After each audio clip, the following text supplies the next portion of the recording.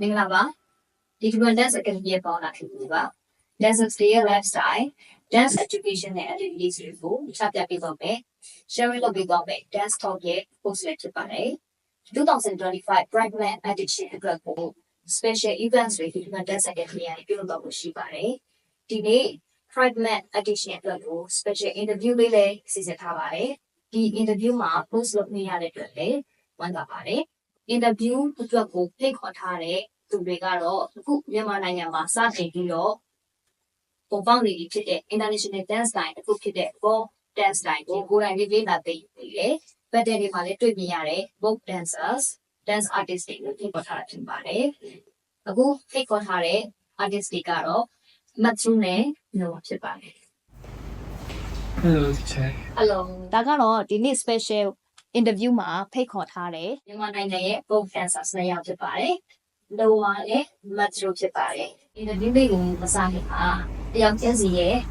နာမည်ရဲ့နာမည်တော့ပြောလိုက်တယ်ဒါပေမဲ့တယောက်ချင်းစီရဲ့နာမည်ရဲ့နောက်ပြီးကိုယ့်ရဲ့ bio profile လေးကိုတယောက်စီအနေနဲ့လေးရှင်းပြပေးပါမယ်အားလုံးမြင်ကြပါကျွန်တော်နာမည်ကတော့ပါ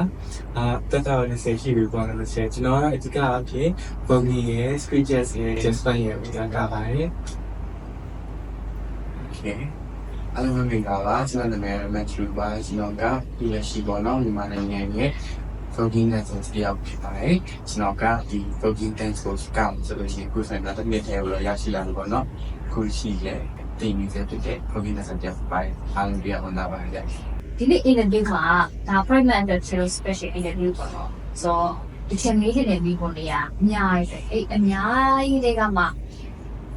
ပိုပြီးသိကျင်တဲ့အားတွေရေးမယ်နော်ဒီ folk dance ဆိုတဲ့အကြောင်းလည်းဘယ်ကနေဖြစ်ပေါ်လာတာလဲသူရဲ့စာချနဲ့ကောင်းရှိ innovation တွေပါ中间个价格我主要是要查的是1980年个话喏1980古里嘛纽约但那嘛是个black and white 路မျိုးတွေရဲ့ LGBT community တွေကပေါ်ပါလို့ပေါ့နော်အဲ့ဒီကဘယ်မှာလို့စားတော့ငါရော jogging dance style ဆိုကြစားဟိုပဲနဲ့သူက ballroom community ballroom culture ကနေပါလေစင်တက်လာတဲ့အားတစ်ခုပေါ့ ballroom culture ဆိုတာကျွန်တော် ballroom culture ဆိုတာကျတော့ကျွန်တော်တို့ခုနှစ်ဒီတော့ဆိုလို့ရှိရင်အားလုံးကြည့်တဲ့အတိုင်းပဲ LGBT community ဆိုလို့ရှိရင်တွေကဘယ်ဖြစ်ဖြစ်ကိုယ်ရမိသားစုပါလာကကိုယ်ဆွန့်ဖြစ်ကြတာလीเนาะငါ့ကိုမိသားစုကိုနေရာဆက်ရစီရဲ့ဆိုပြီးတော့နေထုတ်ကြတယ်သူတို့မှနေကြရင်ရှိဘူးအဲ့ချိန်မှာသူတို့လာသူတို့ရက်တီလာကြတဲ့လူစုတွေကပြီးတော့မန်ပြောလို့ရှိရင်သူကမလွတ်လပ်ဘူးကြာအဲ့ခေတ်တော့ဆိုလို့ရှိရင် LGBT ဖြစ်ရတာကိုယ်ရဖြစ်တည်ပြီးတော့မလွတ်လပ်တဲ့အခြေအနေတစ်ခုဆိုတော့သူတို့နေနဲ့သူတို့ချင်းကူညီမှာဒီကြရင်ခုညီပြီးမှကြရင်လည်းအဲ့ဘောလုံးကဆိုတော့တစ်ခုဖြစ်လာတာပေါ့အဲ့ဘောလုံးကကြတော့ဒီနေရာလဲဆိုတော့မတူညီရဲ့ categories တွေမတူညီရဲ့ style တွေကိုတာလင်အကောင်းဆုံးကိုတာလီအကောင်းဆုံးဆိုရင်ဟာ expert လုပ်ကြတဲ့ကြံပွဲတစ်ခု competition တစ်ခုလို့ပေါ့အဲ့ဒီကိုပြန်ရမှာပေါ့နော်ကိုယ့်ရဲ့ style ပေါ့ dance လေးဖြစ်နေတာ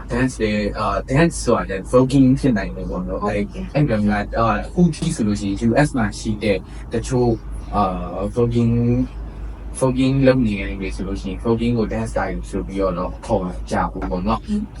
ဒါပေမဲ့ခုခေတ်မှာကျတော့လေ voguing ကို dance style အနေနဲ့ယူဆလာပြီးဆိုတော့လေ voguing ကိုလေ folk dance ဆိုပြီးတော့ပြောနေတယ်မမားတော့ဘူးပေါ့နော်ဒီ dance style ကိုဘာလို့ music နဲ့ဒီလိုတွေ့ရှိတယ်ကျွန်တော်ကကျတော့ဒီ dance style ကိုဘာလို့မြင့်တက်လာလဲဘယ်လိုယူထွက်လာလဲပြောလို့နေတော့ကဒီrap ကနေပြီးတော့လုပ်တဲ့ rap dance style ဆိုတဲ့ pattern ပေါ့နော်အဲ့ pattern ကိုကျွန်တော်လိုက်ကြည့်တဲ့အချိန်မှာကျွန်တော်တည့်ရဲ့အတားမျိုး try ဆိုရှင် hip hop ပါတယ် breaking ပါတယ် english ပါတယ်ဒါပေမဲ့အဲ့dancer တယောက်ကကျတော့ तू ကတဲ့အချိန်မှာ तू များနဲ့ချားဆိုင် hip hop မဟုတ်ပဲbreaking နေလည်းမဟုတ်ဘူးသူရဲ့ dance style ထူးခြားနေတယ်တော့ဒါပေမဲ့ feminine energy ရောရတယ်ဒါပေမဲ့ working နဲ့တူလို့အဲ့လေဒါဒီကကျွန်တော်စိတ်ဝင်စားဖို့ကောင်းပါလားဆိုအဲ့ဒါကျွန်တော်လိုက်ရှာကြည့် ecology လို့ဖြစ်ရဒီမှာဒီရဲ့ community ကဆိုပြီးကျွန်တော်ဖြစ်တွေ့ရပါတယ်ရပါတယ်ဒီမှာကိုယ်တိုင်လည်းတကယ်ကိုကြိုက်သွားတယ်ပေါ့နော်ကြိုက်တက်သွားတယ် UI ဆိုပို့ပြီးပြန်တော့အဲ့လိုမျိုးဆိုကျွန်တော်ကလည်းကိုယ်တိုင်စတင်တဲ့အချိန်မှာတော့မလွယ်ဘူးပေါ့တကယ်လည်းမလွယ်ပါဘူးဒါပေမဲ့ ကျွန်တော်ကကြတော့အတန်းပေါ့နော် private class ကိုစယူခဲ့ private class စယူရဲ့အချိန်မှာဆရာမနေပြီးတော့ကျွန်တော်ကို basic ကနေပြီးတော့ဘယ်လိုစရလဲဘယ်လိုပြောရတော့ဗာ technique တွေကဘယ်လိုလေ့ကျင့်ရတယ်ဘယ်လိုမျိုး entry မဖြစ်အောင်လုပ်ရရဲဆိုတာနေပြီးကျွန်တော်ကသင်ယူပဲလေ့လာရပြီးတော့အတန်းကြလည်းကျွန်တော်ဒီရတယ်ဒီချိန်ကျအတယ်တက်နိုင်ပြီတော့တယ်တက်နိုင်တဲ့ခါကျကျွန်တော်လည်း YouTube တွေပါရင်ရှာပြီးလို့ရှိရင်ခုလို share လုပ်ပြီးနေရလို့ပါပြောလို့ရှိရင်ရှားတော့ရှားရတယ်ဘယ်လိုမျိုးရှားတဲ့ file ရှင်ပေါ့နော်ဟိုမှာ hip hop ကတင်ပြီး hip hop tutorial တွေရှာရတယ်အများကြီးတက်လာတဲ့အချိန်မှာကိုရီနေလဲကြအရင်ရှားတဲ့အချိန်မှာတော်တော်လေးရှားတယ်တော်တော်လေးကြီးလာတယ်အဲ့လိုပဲလုံငယ်ချလေးပဲနေတယ်ကျွန်တော်ခုကြည့်ပဲကျူးလာတယ် အခုနပြောတဲ့ဆရာမပေါ့နော်ဟုတ်ဆရာမဆိုတော့ဒီမှာကအရင်ဘုတ်မြန်မာနိုင်ငံမှာပေါ့အရင်ဘုတ်ကောင်တွေပြောရှိတာ မြန်မာနိုင်ငံမှာဘောက စီရီယာတွေပေါ့နော် စီနီယာက voguing ဟိုလုံးဝကိုယ် style ကိုဒီနေ့ဟိုတော့ဝိုင်းရွေးချယ်ကားရလို့ဆိုတော့ရှိတော့ Voguing ကိုစမိစိတ်ရာဟိုရှိတဲ့ကြည့်ဝယ်စနေတယ်တွေ့ရမတွေ့ဘူးပေါ့နော်တတိယများသားဖြစ် working ဆိုရင်များအောင်များတယ်ဒါပေမဲ့ Voguing ကိုတော့မတွေ့ဘူး အော်ဒါပေမဲ့ပေါ့နော်ကျွန်တော် voguing ကိုရောမတွေ့ဘူးပဲရှိမှာဒါပေမဲ့ကျွန်တော်ရှိရဟိုနော်ဒီ dance scene ကစင်ရစီမှာဆိုလို့ရှိရင်voguing ရဲ့ technique တချို့ကိုပေါ့နော်သူတို့ style နဲ့ပေါင်းစပ်ပြီးတော့ကားတာတွေ့ပေါ့နော် ဒီဆိုင်ခါဘောနော်အော်တိုင်းဖြစ်တဲ့အတွက်ကြောင့်လည်းသူတို့ဒီနေ့ခုနကတို့ကတော့ expand လုပ်တဲ့မှာပဲတော့ကိုပြီး element တွေလည်းရှိမှာဟိုဒါဘာလဲမသိဘူးပေါ့အဲဒီပေါ့ အဲ့ဆိုရင်ကအခုမှစပြီးတော့စတင်နေတဲ့ dance style တခုလုံးပြောရအောင်လားတော့စတယ် အဲဆိုမိကိုရပြန်ကြည့်အဲဒါလည်းပြန်ရင်းလို့စောင့်နေတာဒါပေမဲ့စောင့်ပြီး အခုကကိုပြန်ပြလိုက်တော့ ကျွန်တော်ကကျတော့အစတုန်းကတည်းကဟို choreography လုပ်တာmaking လောက် process ကိုအရင်ပြောပြီးတော့18ပြီးတော့ပြီးရရပြီးလည်းရန်ချက်ဟိုကဒီနေ့တူတာလည်းရန်ချက်ပြန်ဝင်ပြန်ရန်ချက်ဒါပေမဲ့ဟိုဘာဖြစ်လဲဆိုတော့ authentic ဖြစ်တဲ့ feeling မျိုးထွက်တယ်ဘာလဲဆိုတော့ကိုကတချင်းကိုတင်ချာမှ feel ပြီးတော့ကိုခန္ဓာကိုယ်ကနေပြီးတော့အလိုရောက်ထွက်လာတဲ့ခံစားချက်မျိုးဆိုတော့ကျွန်တော်မြင်ရခံစားဘူးဒါပေမဲ့တန်းနေ try လိုက်လာရင်ဆရာမရဲ့ fight ရေးချင်းကြောင့်ဖြစ်ဒါကိုပို့ပြီးလက်ကျင့်ဖို့ဒါကိုပြီး try လုပ်ကြည့်ဖို့ဒါမှကိုယ့်ရဲ့ true fitness ကထွက်လာတာတော့ကိုယ်လုံးလိုက်တဲ့ art form တွေကလည်းဒီများနဲ့မတူတာထွက်လာဖို့အတွက်တင်ကြပေးအချိန်မှာကြောက်တယ်ဒါကြောင့်ဖတ်တယ်ပြီးတော့လုပ်ရတဲ့ခုနတော့လူတိုင်းကဒါပြောနေ okay ခိုင်းကြည့်ရပေါ့ခိုင်းကြည့်မယ်ဆိုပြီးလုပ်တဲ့အချိန်မှာလည်းဟိုဘာဖြစ်လဲဆိုတော့အဲ့တော့ဆို next view တော့ပါဆို booking ကိုစကန်ကျွန်တော်ကြောက်တယ်ကျင်းလို့ဒီဒါပေမဲ့သူ့လိုပဲ like ကြည့်နေနဲ့ဒီ dance style ကို check တယ်ပေါ့အဲ့တော့မသိဘူး booking နဲ့ working နဲ့ရောလို့ကျွန်တော်ကပြောတယ်တူငါလေးကျွန်တော်လေးပြောတယ်တခါကျရင်ဟိုအဲ့လိုပေါ့နော်ကျွန်တော်လည်းတော့ရင်မှာပါတယ်ဒါပေမဲ့နောက်ပိုင်းကျတော့ဥမာသူပြောသလိုပဲ YouTube မှာတော့ငါ sharing လုပ်ပေးရလို့နေပြီမယ်gravity Jacob တို့ making တော့အလုံးသား sharing လုပ်ပေး story ကြည့်လာပြီးမှနောက်ပိုင်းကျ 8 style ပဲ free style တိုင်ကြည့်မယ်ပေါ့နော်မရတဲ့စမတော့တဲ့တာတော့ဒီချဲအရင်ကလုပ်ခဲ့ experiment books ပေါ့နော်အဲ့မှာတော့တိုင်ကြည့်ရတယ်ရမ်းပြောအရင်ပြောတာ okay ငါတော့ပါလေဆိုပြီးတော့စပြီးလို့ဖြစ်တာပေါ့နော်ပြီးတော့ just ကပြောသလိုပဲ injury ဖြစ်တဲ့ကိစ္စကိုဘယ်လိုမျိုးလုပ်နေလဲပေါ့နော်အဲ့ကိစ္စနဲ့ပတ်သက်ပြီးကျွန်တော်ခေါင်းထဲမှာရုံးကအလူကြီးကြီးခင်ဗျာပြမိနေမဲ့ကသူ့ရှိဘာလို့ဒီချက်ပြောတာအဲ့လဲဆို then so put that down low you need to stretch you need to warm up work out အဲ့ဒါလောကခေါင်းထဲမှာတင်းလို့ထားပြီးတော့မအဲ့ feel like that so ဒီကတော့ warm up ပေါ့နော်ကိုကဘယ် technique ကိုဆိုကျင့်အောင်လဲဆိုရင် warm up တွေစကြလို့ကိုဟိုတိုက်တွန်းနေပေါ့နော်ပြီး stretching ဆိုတာလည်းပြင်းမယ်ဆိုတော့မကြော်ရသေးပြီး workout ကတော့မဟုတ်လို့ရှိရင်ကိုတေးလေးဆိုလို့ရှိရင်ကိုယ့်ရဲ့ဘုံတွေကိုချိသွားဖို့အတွက်ပါ chances ကများတအားများဆိုတော့ workout ကလည်းလုပ်တော့တယ်ပြန်တော့တစ်ခုရှိရချက်ပြောရဲ bang အဲ့လိုအားပေါ့နော်dip လို့ခေါ်ရပေါ့နော်ဆိုတော့အဲ့အရာကြီးကျွန်တော်လည်းတန်းပြီးတော့ငါဒါလုံးစင်နေဆိုပြီးအဲ့အရာကြီးတန်းလိုက်မဖြစ်ပြန်ကိုကဒီကနေ့ပြည့်တဲ့နေရာမလို့ step by step သွားရပေါ့နော်dip ဒီဆိုလို့ရှိရင်လည်းstep by step သွားပြီးတော့အဲ့တစ်ဖက်မှာလည်း workout warm up stretching တေချာလုပ်မယ်ဆိုလို့ရှိရင်တော့ injury ဖြစ်ဖို့ percentage ကနည်းတယ်မဖြစ်ဘူးတော့မဟုတ်ဘူးဘာလို့လဲဆိုတော့ working ကကြောက်နေတဲ့အတိုင်းနဲ့ acrobatics တွေတအားပါကျွန်တော် injury ဖြစ်မှာပဲတကူတစ်ခါမှတစ်ခါတော့ဖြစ်မှာပဲပေါ့နော်အဲ့ဒါသူစားလို့ပြောရဲဟာလုပ်မယ်ဆိုလို့ရှိရင်တော့ injury ဖြစ်မဲ့ percentage ကနည်းတာ နေတာပေါ့ဒီ temporary နဲ့ဖြစ်နိုင်တာ ဟုတ်တယ်ရှင် တော့ဒီ dance style အကြောင်းကိုပြောပြီးသွားပြီဆိုတော့ music အကြောင်းကိုနည်းနည်းလောက် share လုပ်ပါ voting ကကြတော့ပြောလို့ရှိရင်ကျွန်တော်တို့ကပထမဆုံးက voting ကကြတော့တချင်းနဲ့ဖြစ်လာဟုတ်ပဲဟိုခုကို express တဲ့ post တွေပြီးရင်ပေါ့နော်ဒါပေမဲ့ကျွန်တော်တို့ကွယ်လွန်သွားပြီဖြစ်တယ်ပေါ့နော်ဘယ်နည်းပြပါလာဒီပြီးတော့ဖြစ်ပြီးနေတာကနေပဲသူကvoting ကို dance လို့ကိုရအောင်ဒီလုပ်ပေးခဲ့တယ်ဒီလုပ်ခဲ့ရင်ပေါ့နော်အဲ့တော့ပထမဆုံးကျွန်တော်တို့ voting ကိုဆိုလို့ရှိရင်ဘယ်လို voting လုံးနေတဲ့ဘောလုံးတွေမှာဆိုလို့ရှိရင်ဘာတွေဖွင့်လာတွေ့ရမလဲဆိုကျွန်တော်တို့ပထမဆုံးစတာကြတော့ competition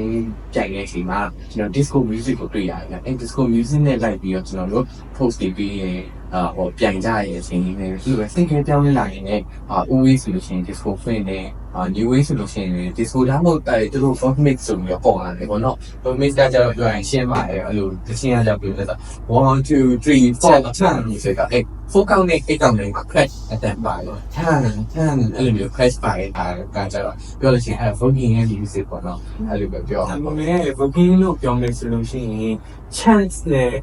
voguing ကားရဲ့ယူနေတာခွဲထားလို့မရရင်ဟုတ်ပါ music ကြီးပဲမဟုတ်ဘူးပုံမှန်ဆိုလို့ရှိရင် music ကိုနားထောင်ပြီးတော့အိမ်မှာပါ musicality နဲ့ဘယ်လိုလုပ်ပြအောင်လဲဆိုပြီးကြည့်နေတဲ့အချိန်မှာအဲ့လိုပဲပုံပဲတစ်ဖက်ကလည်း chance ဆိုရင်ရှိတယ် chance ဘောနော် chance ဆိုရင်ဒီရဲ့ဟုတ်တယ်အဲ့ chance ကလည်းကျွန်တော်ပြောမယ်မျိုးချင်းက house တစ်ခုချင်းစီ like oil chance ကမတူဘူးမှလည်းတော့ဆို Korea မှာရှိရဲ့ house of love ဆိုလို့ရှိရင်တော့ဘယ်လိုလဲတော့ be in victory အဲ့လိုပေါ့နော်အဲ့ဒါချင်း dancer ပြန်ချင်းစီမှာ just thinking မှာလည်း own chance ဆိုတာမျိုးရှိတယ်ဒါမျိုးပေါ့နော် organizer ကတိုင်တဲ့ချိန်မှာတချင်းနဲ့မကောင်းဘူးအဲ့ order ရဲ့ဒီ chance ပေါ့နော်တချင်းလုံးရဲ့ဟာကဘယ်လိုမှစားသူကပြသွားခဲ့တယ် express လုပ်နေတယ်တော့တော့တွေ့ရတယ် friendly express ဟိုအဲ့တော့ကိုလည်းညင် right တီတီအဲ့တော့ချက်မခေါ်တာ ကျွန်တော် video မှာစကြတယ်ခါခါခါခါခါခါခါကြီးကright well bum bum bum အဲ့လိုမျိုးပေါ့ คือ kind of the hurricane good Katrina ဘာမှမကြည့်ဆောင်အောင်သူတိုင်း edit ဒီမှာသူက Katrina ဆိုတော့သူတိုင်း edit ဒီမှာသုံးနေပေါ့နော် အဲ့တော့ဒီ practice လုပ်တဲ့အခါမှာရောဒီ music တွေနဲ့ပဲ practice လုပ်နေတာလား music တွေနဲ့ပဲ practice လုပ်ဖြစ်တာလားပြောလို့ရှိရင်ကျွန်တော်အတန်းတင်နေချိန်မှာပဲအဲ့ဟာကိုကျွန်တော် music နဲ့ practice လုပ်ဖြစ်တယ်ပေါ့ပြောလို့ရှိရင်တည့်ရတိုင်းပဲဒီ classical ကကျွန်တော်ခုမှစတာဆိုတော့ကျွန်တော်တို့ဟိုဘယ်လိုဒီမှာကတွေ့ရပြီပေါ့နော် folk mix ပွင့်နေတယ်လို့ဆိုတာလေကျွန်တော်တို့အခုတိုင်နေတဲ့ကာလမှာဆိုလို့ရှိရင်တွေ့မှာရှိသေးဘူးမရှိသေးတဲ့အခါကျတော့ကျွန်တော်တို့ဒီနေ့ဟိုတခြားဆိုင်နေပေါ့နော်ဘယ်လိုပေါင်းသက်ပြီးကားလို့ပေါ့အဲ့ခါတွေမှာကျွန်တော်တို့ explore ပြန်လို့ရတယ်ဟုတ်တယ်ကျွန်တော်တို့အနေနဲ့ကျတော့ဒီ chat နဲ့ folk mix နဲ့ပဲကားရရဲ့အချိန်မှာပြောရမယ်ဒီhip hop ချင်းနေလားကျွန်တော်တို့ကပါပဲဒီအရင်အဲ့တော့ကျွန်တော်ပထမဆုံးမှတ်တယ်လာတယ်ကွာဆိုလို့ရှိရင်အဲ့ခွင့်တဲ့ချက်လုံးဝ hip hop ကြီးဆိုတော့ကျွန်တော် roll ဖြစ်တယ်ဒါပေမဲ့မဖတ်လို့လည်းမရတော့ဖတ်ရတော့တယ်ဆိုဖတ်တဲ့ချိန်မှာအဲ့လိုပေါ့နော်ကိုကလည်းကိုစဉ်းစားတယ်ကိုယ့်ရဲ့ဥစ္စာနဲ့တော့ expert ဖြစ်အောင်လို့လုပ်ခဲ့ပါတော့ဒါပေမဲ့ဖြစ်တည်ပေါ်ငါအနေနဲ့ explore ပြန်လုပ်ရမယ်ဆိုအဲ့ချိန်မှာနားထောင်နေခင်ရတော့ကျွန်တော်ရှားဆိုင်ရဲ့ဟာတွေကိုလည်းနားထောင်မှုလိုအပ်တယ်ဒီအားကြောင့်ခုမှဆိုင်ဟာတကယ်ကြံဒါတော့ပြည့်ပြည့်ဟုတ်ဘူးပေါ့အဲ့လို train နဲ့ပဲရှားဆိုင်ရဲ့အချင်းတွေပဲဟိုကိုကတော့ battle လာလုပ်ချင်တာဆိုတော့လေပေါ့အဲ့ battle အတွက်ဖွင့်နိုင်မယ့်ချင်းတွေပဲနားထောင်ဖြစ်တယ် ဒါပေမဲ့ပေါ့နော်ကားဖြစ်တဲ့ဒီမှာဘာဖြစ်သူ original ဖြစ်တဲ့ music ကိုတော့ရှောင်လွဲသွားပြီးတော့ practice လုပ်လို့မရဘူးဘာကလဲကျွန်တော်တို့ကများသောအားဖြင့်တော့ vocalist တွေဖွင့်ပြီးတော့ practice လုပ်တယ်ဒါပေမဲ့တစ်ဖက်မှာကြာပြန်တော့လေသူပြောလို့ပဲဒီ free science စင်းလာတော့ choreography စင်းလာတော့ခုမှ introduce လုပ်တယ်လို့ဖြစ်နေတဲ့အတွက်ကြောင့်မို့လို့ဒါဒီပြမှာလည်းမဟုတ်ကိုယ်ပြတယ်ပေါ့ကိုယ်ပြတယ်ပေါ့အဲ့ဒါကြောင့်လို့ဘယ်စင်းနေပဲလာနေပါစေကိုက enjoy လုပ်တယ်ပေါ့ဒီက enjoy ပေါ့နော် enjoy လုပ်တဲ့အောင်ဖြစ်နေတော့ပုံနာထောင်လာတယ်ပေါ့နော်ဟိုထားတဲ့ size ကပူးခြင်းပဲပုံနာထောင်လို့ရတဲ့အချိန်မှာကျွန်တော်ကတော့ပုံလုံးတော့လိုက်ပြီးသားတော့ထားပါဘာ ဘာလဲပြောပါဒီကနားထောင်နေကပြောပါပေါ့ဒါပေမဲ့ကိုယ်တစ်ချင်းနဲ့ကိုခါဒီကကောက်ချင်းတရားပါဘာမှမဟုတ်ဘူးပြောနော် အမေလည်းအခုမှကစတင်တဲ့ dance ဟိုအမေကကျတော့ပြန်ပွဲလုပ်တယ်ဆိုရင်တော့ music ကိုကျတော့ဒီဟာတွေကိုပြန်ရတယ်။ဟုတ်ပါဘူး။ဒီမှာစားပြီးတော့ develop ဖြစ်နေတဲ့ဟာ develop ဖြစ်ဖို့အတွက်စူးစမ်းနေတာဆိုတော့အရင်ဒါကိုကို mentorship ပေါ့။ mentorship ပေးတဲ့ဒါ senior ဒီ folk dance နဲ့ပတ်သက်တယ်ပေါ့နော်။ဒီ senior တွေဒါမကြုံခဲ့ဘူးပေါ့။မကြုံတဲ့လူတွေခါပါဒီအကား style ကိုက designer လည်းအခုဆိုရွေးချယ်ထားတယ်။တစ်နေ့ကောနှစ်နေ့ကောရှိဆိုတော့ how long you can go ဘယ်လိုကိုထင်လဲပြီးရင် mentally ပေါ့ဘာလို့ဒီကျတော့ဒီ style ကိုဘဝဒီ lifestyle ကိုရွေးချယ်တော့တယ်ဆိုတဲ့ဟာက mentally က strong ဖြစ်လို့ပဲဒါဆိုရင်က perfect to become professional ဆိုတော့ဘယ်လိုမျိုး prepare လုပ်ထားလဲ ဘယ်လိုမျိုးတစ်ခဲလောက်တာလဲဆိုတော့ကျွန်တော်မြင်နေတာဆိုတော့ဒီကားကိုမတူတရားအတိတိနေဆိုတော့သူ drag show တွေအရင်ပြောတာဒီဟာယူလုပ်နေဆိုတော့သူကတည်ရပါတော့ပြီးရဆိုကျွန်တော်မြင်နေတာဒီကားကိုအရင်ဆုံးမိတ်ဆက်ပေးချင်တယ်စိတ်ကြီးကြောင့်မိတ်ဆက်ပေးချင်တယ်မိတ်ဆက်ပေးဖို့ကလည်းတကယ်လည်းမလွတ်တော့မလွတ်ပါဘာလို့လဲဆိုတော့ဟိုလိုရမယ်အကုန်လုံးကလည်းကိုယ်ဆိုင်ကိုရှိနေကြတဲ့အချိန်မှာကိုယ့်ရဲ့ဒီခါလေးဆိုင်ကိုရှိပါတယ်ဆိုတော့ဒီမှာလက်ပြလို့ဆိုရင်တော့ဖြည်းဖြည်းဝင်မှာဘာလို့လဲဆိုတော့ အဲ့တွက်တယ်အများကြီးများပါကြိုးစားနေတယ်ဒီလိုဆိုတိုင်းလာတယ် လူမျိုးတွေပဲဖြစ်နေဆိုကျွန်တော်ဒီ community ကတော့ basic ပြီးနေတယ်ဘောနော်ဘယ်လိုလဲကျွန်တော်ရဲ့ video တွေကနေဒီကျွန်တော်ကလည်းတက်နိုင်တဲ့ဘက်ကနေ sharing လုပ်သွားတယ်ဘောနော်ဒီတို့ဖြစ်ဒီဟာဒီ site ဖူတိုးလိုက်ဒီ community ဖူတိုးလိုက်ဆိုတာကိုယ်တော့တောင်းနေတာဒီပဲပြီးတော့ blogging ဆိုတာကျတော့လေဟိုကျွန်တော်တို့ပြောရလို့ရှိရင် LGBT community အတွက် support ပေးနိုင် support ပေးကြတယ် don't you make it ခုပဲနော်အဲ့တော့ကျွန်တော်တို့ရဲ့ရက်လီပေါ်တိုက်လို့လေးပဲကျွန်တော်တို့ profession တွေစီစဉ်နေကျွန်တော်တို့ community ရလည်းစီလိုမျိုးတွေဒီဟာရှိပါလားเนาะကျွန်တော်တို့ရဲ့ express လုပ်ရတဲ့နေရာလေးဖြစ်လာစေချင်ပြီပေါ့เนาะ ပြီးတော့ပေါ့နော်ဟိုတန်ဆိုင်တော်များတော့ကျွန်တော်လည်းကိုချင်းစားတယ်ဘာလို့ဆိုအကုန်လုံးကအရာတစ်ခုတွေကိုဒီဇိုင်းမှန်လုပ်ပြီးတော့ရှေ့လျှောက်လို့ဆိုတာခက်ခဲတဲ့ကာလတစ်ခုမှာပုံမှန်ရောက်နေတယ်အဲ့ဒီမှာဆိုလို့ရှိရင်ကိုယ့်ရဲ့ physical တော့ physical ဒါမှမဟုတ် mental ကလည်းအများကြီးရေးပါတယ်ဒီလိုကာလမှာစိတ်တကြဖို့ဆိုတာဆိုလို့ရှိရင်ဖြစ်တာလည်းဒီခုမှရှိရဲဒါပေမဲ့ပေါ့နော်အဲ့ဒီရှိနေတာတော့မှကိုယ့်ဘက်ကတော့ဒီလမ်းကိုဆက်လုပ်နေတာရွေးရမယ်ဆိုလို့ရှိရင်တော့ကိုချားဟာရတဲ့ကော management တောင်းလို့ဆိုလည်းလိုတယ်အဲ့အတွက်လည်းဒီကတော့ကိုမမဟုတ်ဘူးဒီကတော့ကိုဒါဒီလိုဖြစ်ခင်းနေရလို့ပဲကိုကထင်နေလိမ့်မှာတခြားဥအောင်နေရဲ့တန်တယ်ဒီတော့ကောင်း choreography တော့ကောင်းအဲ့လိုဖြတ်ကျော်ခဲ့ရတဲ့အများကြီးပဲဒီတော့ကြောင့်မလို့ကျွန်တော်ဘယ်လိုလုပ်လဲဆို broadcast တွေပေါ့နော်သမီးသားကြီးကပါတော့ဒီတော့ကျွန်တော်နောက်ပြီးတော့ညီတန်ကြားညကြားမှာပုံဆိုသမီးသားကြီးကပါလို့ broadcast တွေနားထောင်ကြည့်တော့သူတို့လည်းသူတို့တော့ဒီလိုပဲဖြစ်ခဲ့ရတာပေါ့နော်ဟိုအဲ့လိုအားကြီးပြီးတော့အားယူဖြစ်တယ်ပေါ့နော်ဆိုတော့အကြီးအကျယ်ပြောသလိုပဲ mental တော့ view လည်းဒီဆိုင်နေတာဒါပေမဲ့ user ကလည်း push လို့ပြောချင်တာမျိုးလည်းမဟုတ်ဘူးနားတဲ့ဒီကိုဘက်ကဒီဟာခဏလေးနားယူခြင်းဆိုရှင်နားဒါပေမဲ့မချက်နဲ့ဒီကဆက်သွားနေလို့ရပေါ့နော်ကျွန်တော်နားခြင်းနေစဉ်နားတဲ့နေစဉ်နားတဲ့ထိုင်နေဆိုလို့ရှိရင်နားသူများကရနေလို့သူများကဖြစ်နေလို့သူများကသူများကြောက်နေလို့ဆိုပြီးတော့လေစိတ်မပူနဲ့ဒီကကြောင်းနေတော့ထိုင်နေတူဒါပေမဲ့ထိုင်နေတူဆိုပြီးတော့လေနေနေလို့လည်းမရဘူးဘက်ကနေနေတဲ့ရေးချင်နေဆိုတာလေအချိန်ကူးရောက်လို့ chance တစ်ခုကကိုစီရောက်လာလို့ရှိရင်အဲ့တော့ very ဖြစ်နေပေါ်ယူရ dance style တော့ dance style တော့လို့ရှိရင် music ပြီး fashion တွေနဲ့ရော fashion တွေနဲ့လည်းပြီးတယ်အခုဒီနေ့ဝင်လာတဲ့အားမှာရောဘယ်လိုစိတ်ကူးလေးနဲ့လဲဒီ wolf မှာရောဘယ်လို fashion တွေဝင်နေထားရှိလဲ ဆုံးဖြတ်မှတော့ကြာတော့ fashion ကဒီလိုပဲဝယ်ရမယ်ဒီလိုပဲဝယ်ရမယ်ဆိုပြီးတတ်မှတ်ထားလို့ရှိ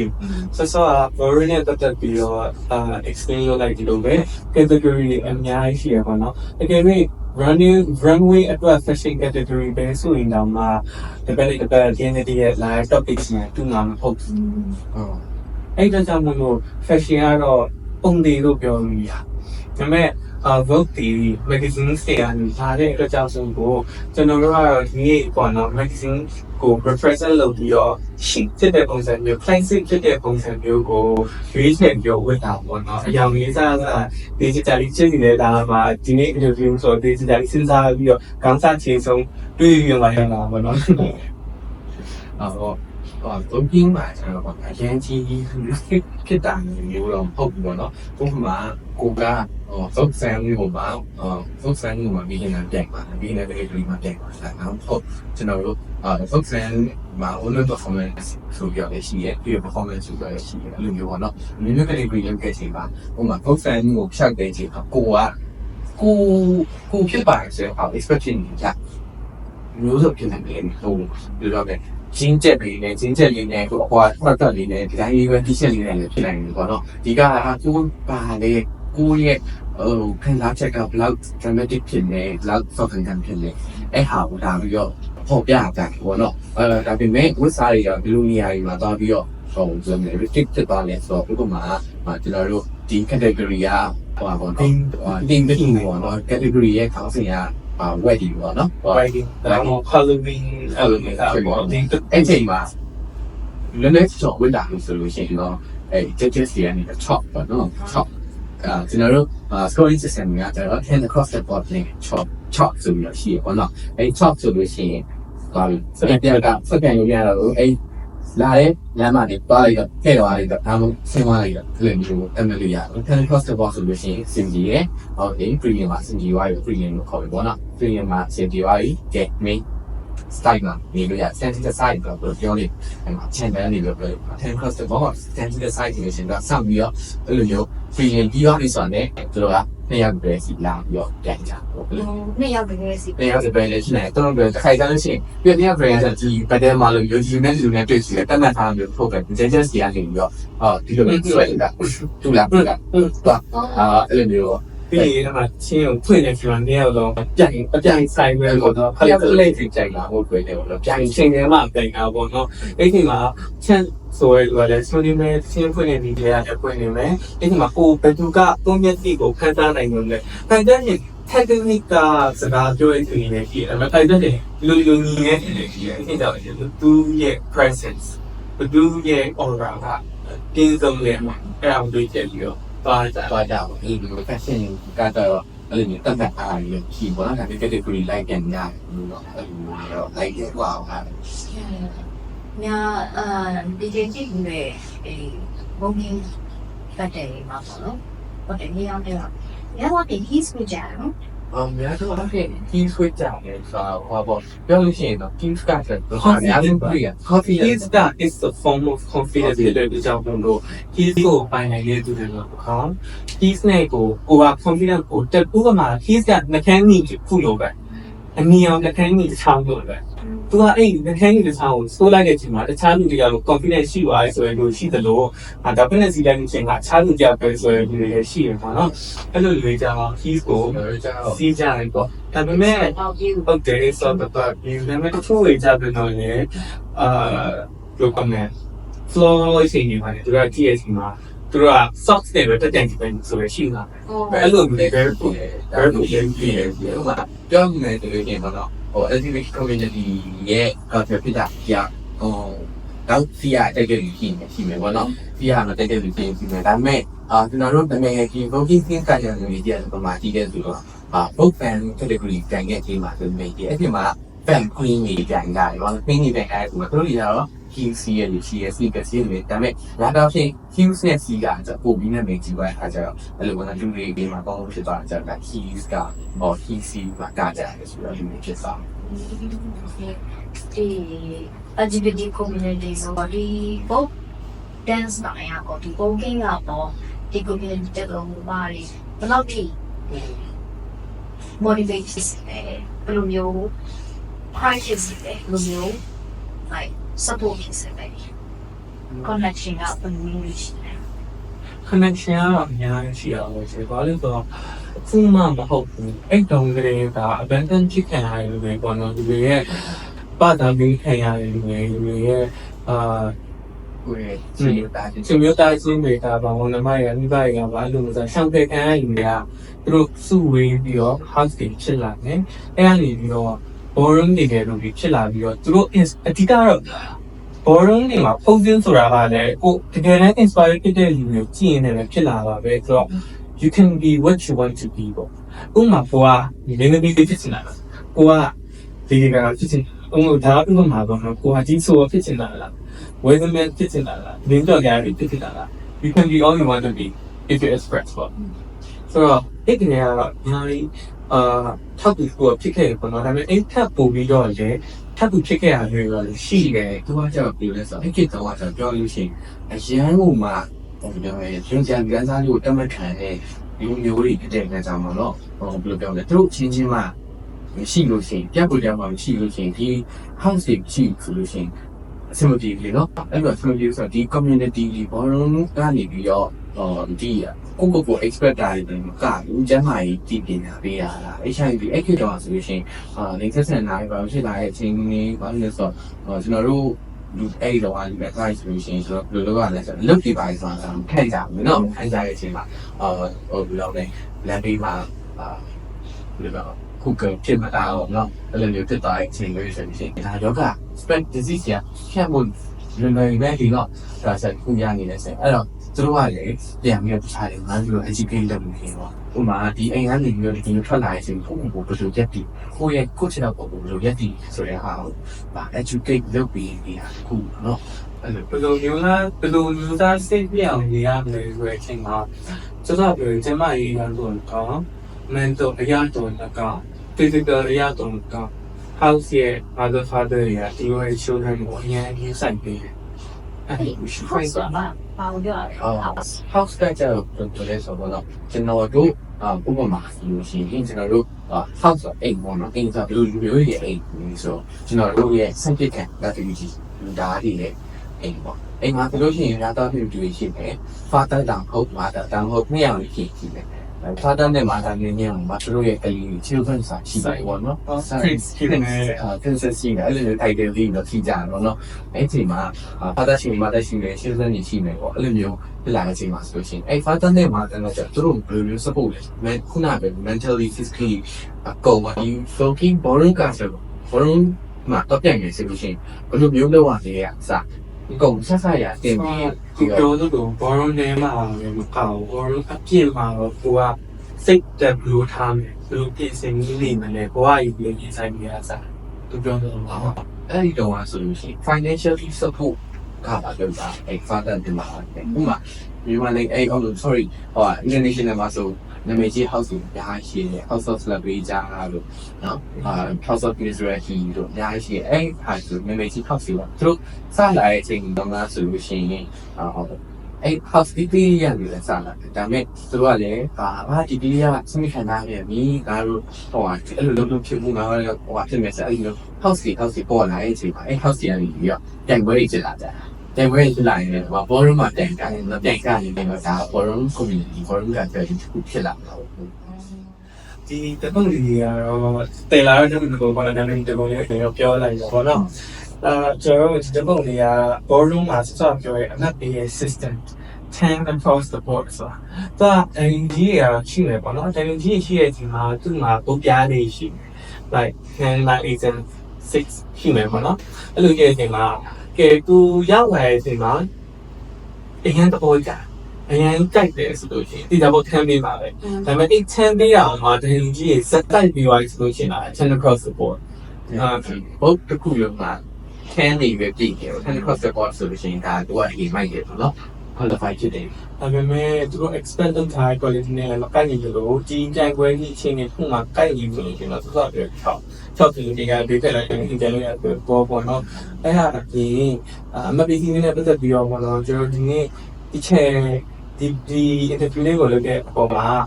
ဒီ purpose ကိုလည်းအရင်ပေါ့နော်ဝန်ဖြစ်သွားပြီပေါ့နော်ဒီနေ့မှာဝန်မြင်ဖြစ်သွားပြီရယ်ပြီးတော့ဒီ voting နဲ့ပတ်သက်ပြီးတော့လူတွေအများကြီးကလည်းကြည့်သွားမယ်လို့လည်းညွှန်ကြည့်ရယ်အားရမကလို့ဒီ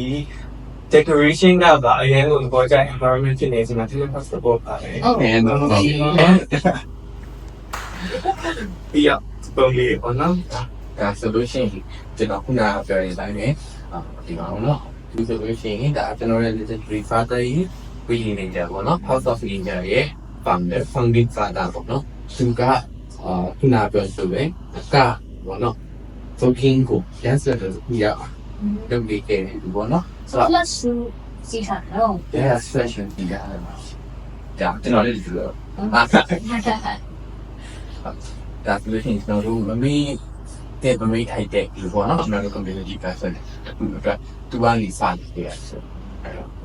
Trail version 1ပေါ့နော် အဲ့ဆိုတယ် ဒါ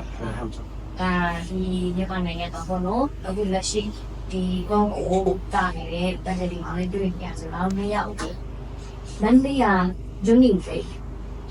ဒီချက်တွေ့ပါတယ်။ဂျူနီဆိုရင်ဒီအင်တာဗျူးတော့သူမပါနိုင်ဘူးပေါ့နော်။ဆိုတော့သူ့အကြောင်းကိုလည်းနည်းနည်း share ပေးပါဦး။ ကို ဒီ ချင်း ဒီကတော့ဘောနော် ကိုချင်းနေရတော့ကျွန်တော်နေကdance of the year လို့လာပေါ့နော်အမှစလို့တွေ့ရအမှတွေကဟိုကတော့ Thunder တန်နေတယ်တော် choreography နဲ့တက်ပြီးအရင်မိုက်တယ်ပေါ့နော်အရင်မိုက်တယ်အဲ့နောက်ပိုင်းသူပြန်လာချိန်မှာလည်းသူပုံကြီးနဲ့ပတ်သက်ပြီးတော့ပေါ့နော်အများကြီးသူလေ့လာတာကိုမြင်တယ်အရင်ကတော်ရတဲ့ကြောက်ပါပြီးသူ့ကြည့်လို့ရှိရင်အကြီးရနေအစ်စ်တွေကိုဆက်ပြီးတော့လေ့လာနေတယ်ပေါ့နော်ခုဆိုလို့ရှိရင်လည်းသူ class တွေလည်းပြီးတော့လေ့လာတင်ကြားနေလို့ကြားရဲပြီးလို့ရှိရင်ဒီကြော်ကြားပေါ့နော်ဒါမျိုးတို့လည်းကြားရပေါ့နော်အဲ့ဒါလည်းတကယ်ဘယ်လိုဖြစ်လာလဲပြောနေတယ်ပေါ့နော်အဲ့ဒါကြောင့်ရှင်လည်းအများကြီး ဒီတော့ရောက်တဲ့ရှိတာအနေပြီးတော့ကျွန်တော်တို့ဒီလိုဒီဟိုလေကိုရီဆက်ခေါ်လာမလဲပေါ့လေလူတွေ plan ပြီးတော့လောက်ဖို့တော့အရင်ရင်ခုံနေတယ်ပေါ့နော်ကိုကြီးနေတယ်ပေါ့ကျွန်တော်ကြောက်ကိုကြီးမျိုးဘယ်လိုစတည်ရလဲဆိုတော့ကျွန်တော်က cooking ကပြီးဆိုအချိန်မှာကျွန်တော်ရဲ့အချိန်က cooking ကြီးရှိပေါ့နော် cooking လေးကနေတော့ကျွန်တော်ဒီ diploma ရောက်လာဆိုတော့ cooking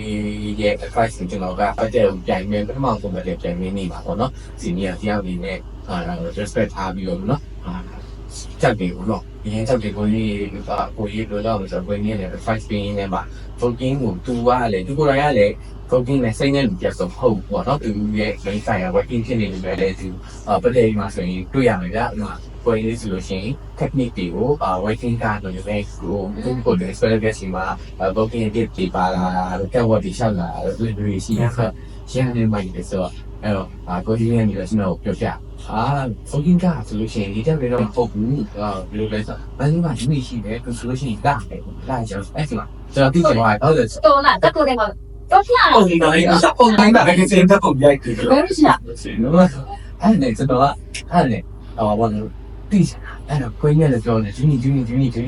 တော့ကြောက်ဂျူနီလို့တော့ကျွန်တော်ကြီးမယ်လို့ထင်တာပါအဲ့နဲ့ကိုဂျူနီဆိုအဲ့ Facebook မှာရှာကြည့်ရဆိုကျွန်တော်သူ့တွေ့ရစီပထမဆုံးအဲ့ဒီကတာအဲ့ vlogging routine တစ်ခုပေါ့နော် vlog routine ကိုကတူချင်တယ်အရင်တက်ဟာဒီဟိုတော့မိုက်ပါလာတော့ဟိုကိုင်းတော့ဒီရှင်ကလည်းငါလည်းသူရှင်နဲ့တကားပြောနေတာလို့ချင်းခရင်နာနဲ့တေးတော့တင်ယူကြမယ်ပေါ့နော်အဲ့လိုမျိုးတွေ့ရင်ရှိခဲ့ပြီးတော့သူ့ Facebook ကနေစအပ်တယ်အဲ့တော့ရှင်းပြရတော့ အခုရှိရင်ကိုကျွင်းနေ business တော့မယ်ဆိုရင်စတဲ့ over ရေးလို့ပဲအဲ့ဒါကဝယ်တော့ယူလဲစတဲ့ဒီလိုလေးနေရပါတော့ဒီကတော့သူ့ထဲနေလို့ရှိရင်သူကနားကြည့်ရတာဒီဘာကြောင့်လဲသူဒီနေတော့နားကြည့်ပဲကိကူစကားတော့လို့ရှိရင်ဒီကနှစ်ဖုံးလောက်ပြင်ဖြစ်သူကအားလာတယ်ပြောပါဘယ်လိုမျိုးပဲစလောက်လို့ဒါကဒီ travel ပေါ့နော်အဲ့မဲ့တကယ်ပေါင်းကြည့်လိုက်တဲ့အချိန်မှာကိုယ်ငယ်ပဲဖြစ်ဖို့ကောင်းတယ်ငယ်လေးကြည့်ဖို့ကောင်းတယ်ပေါ့နော်အဲ့အပြင်ဘိုကင်းနဲ့ပတ်သက်ပြီးတော့လည်းဒီ passionate ဖြစ်တဲ့ပြပါကြည့်လိုက်ရတာပေါ့နော်ဟုတ်ပေါ့ကျွန်တော်တို့ခုဒါမဲ့သူလာတော့ပေါ့နော်ဒါမဲ့ဆိုဒီနေ့ကြားရတဲ့အဲ့ဒါကျွန်တော်တို့ရှင်းပြီးပြုံနေတယ်မန်နေဂျာဒီ personally ဒီနေ့ညအေးတော့မြင်အဲ့ဒါများစိတ်နဲ့จิตတယ် အရင်ကဆိုင်ရချက်တာ ဟုတ်ပါပြီအဲ့တော့ဒီနေ့ interview လေးရနေပြီးတော့ဒီချိန်ကသိတယ်ဆိုပေမဲ့သိခဲ့တယ်ဆိုပေမဲ့ဒါဒီနေ့မှာပုံမျိုးထဲထဲဝင်နေအောင်ဆုံးခဲ့အကြောင်းကိုပြီးတော့ငုကနေခဲ့တာပေါ့ကွာနည်းနည်းပုံမျိုးသိလိုက်တာပေါ့နော်ဒီ dance ဒီဘုံခေးတဲ့ကိုလည်းနည်းပုံမျိုးသိလိုက်တာပေါ့ဆိုတော့ဒီနာက house တွေပေါ့ house တွေဆိုတော့အခုမှဒီမှာဒါဆိုလို့ရှိရင်ဒါ beginning စတယ်ဆိုတဲ့အချိန်မှာဒါတော့မြောက်တော့ရှင်နောက်ထပ်ဟိုဝတ်လာပါတဲ့သူတွေကိုဆွဲခေါ်ပြီးတော့လို့ရှိရင်ဒါတို့ရဲ့ express လုပ်လို့ရမယ်အိမ်လိုက်တဲ့ကိုနေရတယ်ကိုမှ house ဖန်တီးပေးနိုင်ပါစေလို့ရှင်ရတယ်ပြောင်းလိုက်လေဒီလိုစတော့ပေး ပြောပြောရွှေရွှေနဲ့ဒီထပ်ပို့ပြီးတော့ကျေပြန့်တဲ့ဒီပုံကိနဲ့ပတ်သက်အုံနဲ့တော့ဖတ်ပြီးဒီတော့ဒီနောက်ဟောက်စိတ်ကိုဖန်ရနိုင်ပါစေဒီကလူငယ်တွေအတွက်စိတ်ဝင်စားတဲ့အတွက်ပေါ့နော်ဒီနေ့ဒီလေးမှာလည်းလာပြီးတယ်ချိန်လေးတွေဒီကောင်းလို့ရှိရင်ရှယ်ရီတီရဲ့တော့ကိုကျေးဇူးများတင်ပါတယ် ကျွန်တော်လည်းညရိုက်ပါ ဆိုတော့ဒီချင်တို့ဒီနေ့ interview လေးမှာနာ booking dance ဆိုင်နဲ့ပတ်သက်ပြီးတော့ကိုအရင်တော့ကြားဘူးတဲ့ဟာတွေလည်းရှိနေတယ်ဒီကနေပြီးတော့လည်းထပ်ပြီးတော့ကြားလိုက်ရတဲ့အားလေးတွေလည်းရှိနေတယ်ဆိုတော့ဒီ interview လေးကိုနားထောင်ရတဲ့အခါမှာတစ်ခုခုပေါ့နော်ရတော့မယ်ပြောလိုက်ပါတယ်ဒီ interview လေးကြည့်ပြီးတော့ဘယ်သူပဲဖြစ်ပေါ့နော် booking dance ကိုစိတ်ဝင်စားရဆိုလို့ရှိရင် try နေတယ်ဆိုလို့ရှိရင်ဒါကိုယ့်အတွက် expressive ဖြစ်တဲ့နီလန်တစ်ခုဖြစ်မလားဆိုတော့စူးစမ်းလို့စိတ်ပြီးတော့လို့ရှိရင် interest ရှိတယ်ဆိုလို့ရှိရင်တော့ဒီ Dance Academy ကနေပြီးတော့ခုလာမဲ့ဇွန်လထဲမှာ private edition special workshop season ရှိပါတယ် free entry ဖြစ်တဲ့အတွက်ကြောင့် register လေးတော့လုပ်ပါလေရှင်တော့ဒီ workshop မှာကကိုယ်တိုင်ဒီဟာကိုစပြီးတော့ထိတွေ့သင်ယူခွင့်ရမယ်ဟာဒီမဟုတ်ခင်နဲ့ဒီမှာနိုင်ငံမှာရှိတဲ့ work dancer တွေရဲ့ showcase ကိုပါတွေ့နေရမှာဖြစ်ပါတယ်ဆိုတော့ဒီ event လေးကိုစိတ်ဝင်စားရဆိုလို့ရှိရင် register လေးလုပ်လို့ရပါတယ်နောက်ထပ် interview မှာလည်းနောက်ထပ် balloon dance ဆိုင်တဲ့ဘသူတွေကိုဖိတ်ခေါ်ပြီးတော့သူတို့ရဲ့ဒီအက style နဲ့ fashion ကိုရွေးချယ်ခဲ့တယ်ဒီရွေးချယ်ခဲ့တဲ့ပုံမှာ blue strategy ရှိခဲ့တယ်တောင်းလို့ motivate ဖြစ်အောင်လုပ်ပြီးတော့ဒီ passion ကိုငြိမ်းသွားစေတဲ့ဒီခြေရဲ့လမ်းကို designer နဲ့ရှောင်နေလဲဆိုတဲ့ဟာကိုထပ်ပြီးတော့ interview မဲ့စီစဉ်နေလည်းရှိပါတယ်။စောင့်ရအောင်ကြည့်ရှုပေးပါဦး။ဒီ video လေးကိုကြည့်ပြီးတဲ့အတွက်ကိုကျေးဇူးများတင်ပါတယ်။